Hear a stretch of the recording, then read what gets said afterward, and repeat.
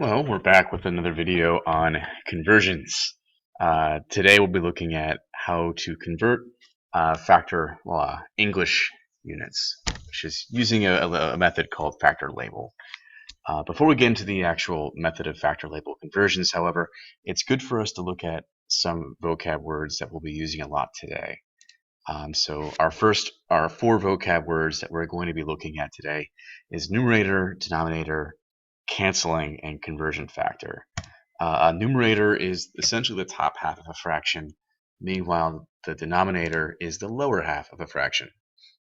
We'll be using a lot of fractions in this lesson here to work with English units. So it's important to really have down what the different parts of a fraction are. We will also be using the idea of canceling a lot. Canceling is the use of multiplying or division in a special way to keep the equation balanced, but to make a term in the equation equal to 1. We'll kind of look at how that works in just a little bit. And lastly, a conversion factor is an equality that relates one unit to another. So for instance, 5,280 feet equals 1 mile is an example of a conversion factor. Using these four ideas today, we're going to be able to move in between different units. All right, so first off, converting in the English system can't be accomplished simply by moving the decimal point like we can in the metric system. It's a little more complex, mostly because we are using numbers that aren't a multiple of 10. English conversions require a conversion factor, which are once again equalities that describe two different units. An example being 1 mile equals 5,280 feet. These conversion factors can be used to change feet into miles or vice versa. So this one particular conversion factor, we can use it whenever we're trying to move in between feet or miles. Either way, it'll still be useful. All right. The other idea that we need to really work on is canceling. Canceling numbers in an algebra is a very important skill for solving equations. So if we were to look at trying to solve the equation y equals 3x, we would probably wind up doing something like this. All right, if we have y equals 3x, and we're going to try and solve for x here, we're going to wind up multiplying or dividing here to remove the 3. To do that, we're going to multiply both sides by 1/3. Multiplying by 1/3 allows us to cancel this guy out and gets this x by itself, giving us y over 3 equals x. Another example that we're looking at as well is solve the following equation for x, where y equals x over 3. That's very similar, except we're going to be doing something just a tiny bit different. Instead of multiplying by 1/3 this time, we can multiply by 3. If you see here, whenever we have a number or letter or something that appears in both the denominator and the numerator at the same time, we are going to be able to cancel that guy out. So in this case, we find that 3y equals x. This idea is essentially how we are going to be tackling moving from one unit to another. So if we were able to get in a situation where our seconds are on top and seconds are on the bottom, it'll still cancel out, which is what we're kind of looking for. So let's move on to looking at some simpler examples before we jump into some harder ones. So whenever we start a factor label conversion, you want to, once again, just like with metric conversions, figure out where your starting and ending points are. So in the example here, we're going to be looking at converting 10,000 feet into miles. So let's look on the board and see how that works. Okay, so first off, we're being asked to convert 10,000 feet into miles. So our starting point here is going to be 10,000. And I'm going to write this just like that. I'm going to put it over 1, not, because it just allows us to see what's going on a little bit later, a little simpler. And then over here, we're going to put where our target is, and we're trying to get into miles. So this allows us to set up what we're actually trying to look at.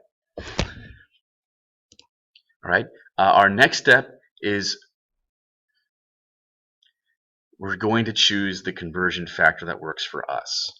All right. So each conversion factor can be written in one of two ways. We can put either, in this example, 5,280 feet over 1 mile, or we can go the other way and put 1 mile over 5,280 feet.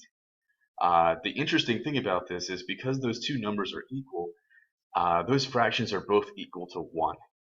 So we can add as many of these fractions as we wish to an equation, and we will still have the same value. It might change in unit, but the value will be the same.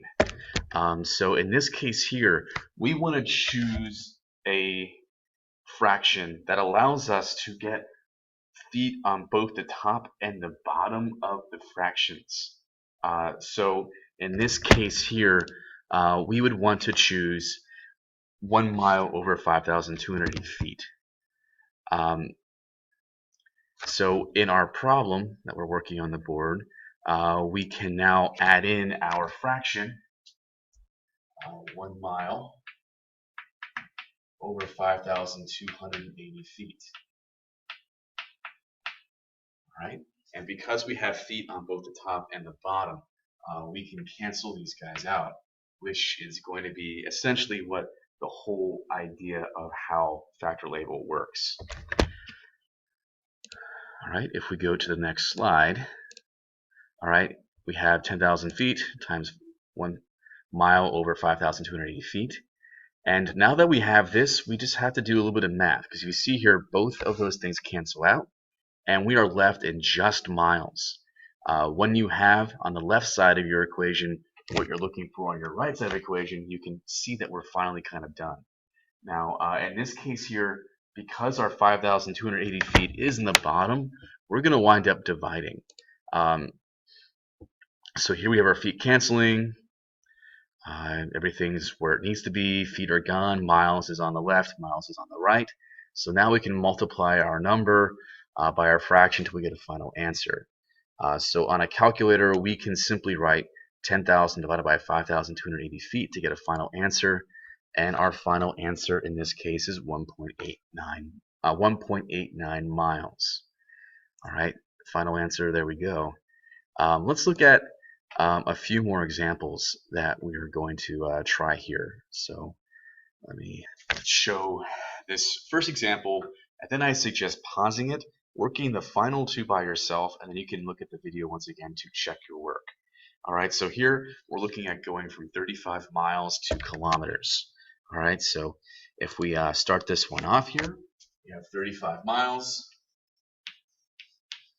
Write that on the left-hand side because that is our starting value with our attached unit, and we are going into kilometers. So on the other side over here, we are working on kilometers.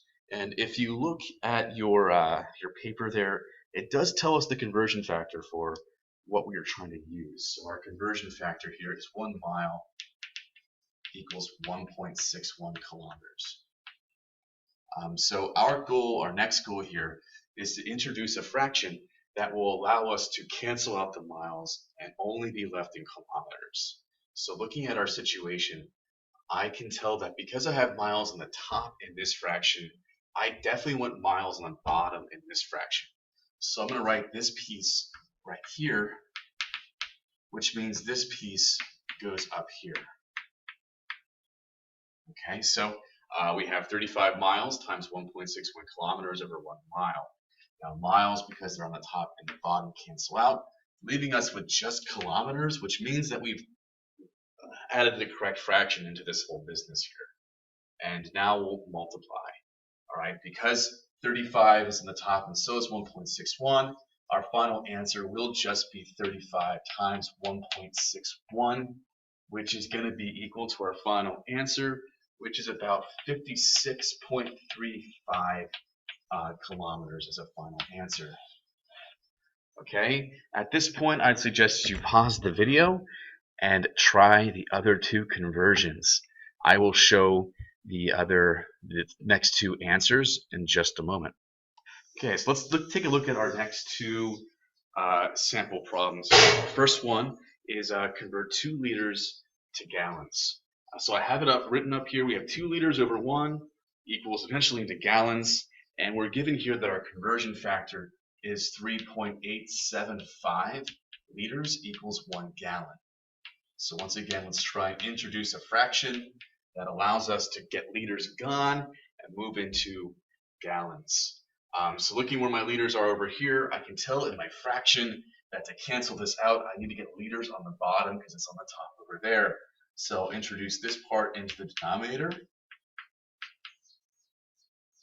and then I'll put the other part up on top.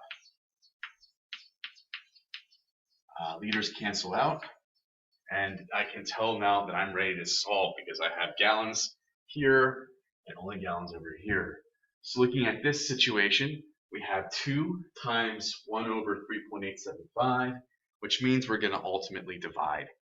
So if we divide 2 by 3.875, we get a final answer in this section of 0.516 as a final answer for our first situation. And our second one, we have days and years. Our conversion factor is given to us with 365 days equals 1 year. All right, so once again, we want to introduce a conversion factor to make sure our days goes away and years stays in this situation.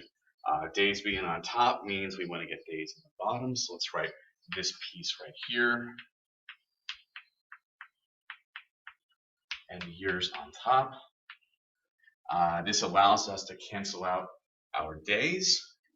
They appear in the numerator and the denominator, allowing us to solve this problem. All right, 35 divided by 365 is going to be a small amount of years, but that should make sense.